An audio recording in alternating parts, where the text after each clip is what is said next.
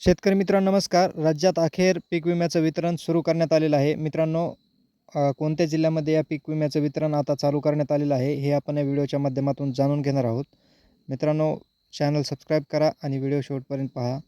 तर शेतकरी मित्रांनो, बुलढाण्यामध्ये 2023चा जो काही पीक विमा आहे, तो रब्बी आणि खरीप हा दोन्ही पीक विम्याचं वितरण आता सुरू करण्यात आलेलं आहे. बऱ्याच साऱ्या शेतकऱ्यांच्या खात्यावर पीक विम्याचं वितरण झालेलं आहे. काही शेतकऱ्यांच्या खात्यावरती येत्या 1 ते 2 दिवसांमध्ये या पीक विम्याचं वितरण होणार आहे आणि इतरही राज्यातील जे काही उर्वरित जिल्हे आहेत त्याचं देखील आता टप्प्याटप्प्यानं वितरण सुरू करण्यात येणार आहे. मित्रांनो, राज्य शासनाचा जो काही हिस्सा आहे तो सर्व हिस्सा आता विमा कंपन्याकडे वर्ग करण्यात आलेला आहे. येत्या 8 दिवसात राज्यातील सर्वच जिल्ह्यामधील शेतकऱ्यांच्या खात्यावरती आता पीक विम्याचे पैसे मिळण्याची शक्यता वर्तवण्यात येत आहे. मित्रांनो, ज्या शेतकऱ्यांना पीक विमा मिळालेला आहे त्या शेतकऱ्यांनी कमेंट करून सांगावं. धन्यवाद.